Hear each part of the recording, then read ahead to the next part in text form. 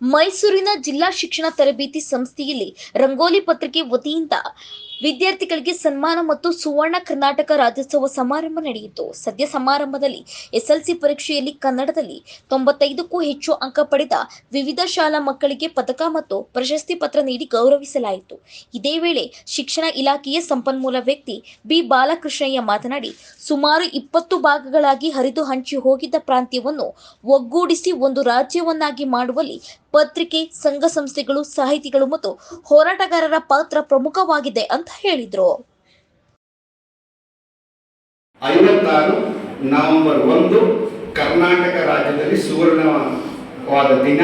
ಅವತ್ತು ಕರ್ನಾಟಕ ಏಕೀಕರಣವನ್ನು ಸಮಸ್ತ ಕರ್ನಾಟಕ ಭಾಷೆಯ ಆಧಾರದ ಮೇಲೆ ಭೌಗೋಳಿಕವಾಗಿ ಒಂದು ವ್ಯಾಪ್ತಿಗೆ ಬಂದಂತಹ ಸುವರ್ಣ ದಿನ. ಅದನ್ನೇ ನಾವು ಕನ್ನಡ ರಾಜ್ಯೋತ್ಸವ ದಿನವಾಗಿ ಆಚರಣೆ ಮಾಡ್ತಾ ಇದ್ದೀವಿ. ನಿಮ್ಗೆ ಆಶ್ಚರ್ಯ ಆಗುತ್ತೆ, ಸರ್ ಏನು ಕನ್ನಡ ರಾಜ್ಯೋತ್ಸವದ ವಿಚಾರ, ನಾವು ಯಾತಕ್ಕೆ ಆಚರಣೆ ಮಾಡಬೇಕು ಅಂತ. ಇದನ್ನ ನಿಮಗೆ ದೃಶ್ಯ ಮಾಧ್ಯಮದಲ್ಲಿ ತೋರಿಸಿದ್ರೆ ತುಂಬ ಚೆನ್ನಾಗಿರುತ್ತೆ. ನೋಡಿ, 1956ಕ್ಕಿಂತ ಹಿಂದೆ ಕರ್ನಾಟಕ ಇರಲಿಲ್ವೇ?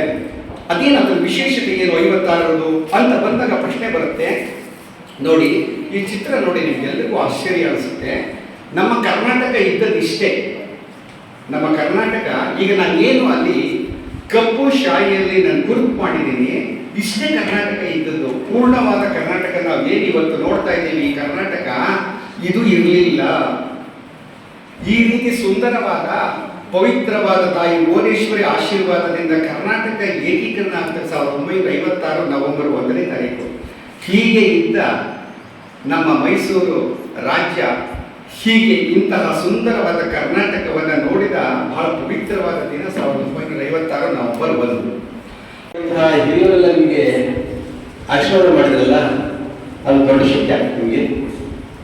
ನಾನು ವಿಶೇಷವಾಗಿ ನಮ್ಮ ಮಹೇಶ್ ಅವ್ರ ತಂದೆ ಕೂಡ ಬಂದಾಗ ಅವರು ತಮ್ಮ ರಂಗೋಲಿ ಪತ್ರಿಕೆ ಮುಖಾಂತರ ಪ್ರಬಂಧ ಏರ್ಪಡಿಸಿ ಕನ್ನಡದ ಬಗ್ಗೆ, ಕನ್ನಡದ ಬಗ್ಗೆ, ಕನ್ನಡ ಭಾಷೆಯ ಬಗ್ಗೆ ಹೆಚ್ಚು ಒಲವು ಬರದ ದೃಷ್ಟಿ ಬರಲಿಕ್ಕಾಗಿ ಅವರು ಪ್ರಬಂಧನ ಏರ್ಪಡಿಸಿ ಆಮೇಲೆ ಬರೆಸಿ ಪ್ರೋತ್ಸಾಹಿಸಿದ್ದಾರೆ. ತಾವು ತಮ್ಮ ವಿದ್ವತ್ತನ್ನು ಪ್ರದರ್ಶಿಸಿದಿರಿ. ಅದರ ಜೊತೆಗೆ ನೀವು SSLCಯಲ್ಲಿ ಒಳ್ಳೆಯ ಉತ್ತಮ ಅಂಕಗಳನ್ನು ಗಳಿಸಿ ನಿಮ್ಮ ಶಾಲೆಗೆ, ನಿಮ್ಮ ಕುಟುಂಬಕ್ಕೆ ಮತ್ತು ನಿಮಗೆ ಒಂದು ಹೆಮ್ಮೆ ತಂದುಕೊಂಡಿದ್ದೀರಿ. ಇದು ಕನ್ನಡ ಕೂಡ ಹೆಮ್ಮೆ.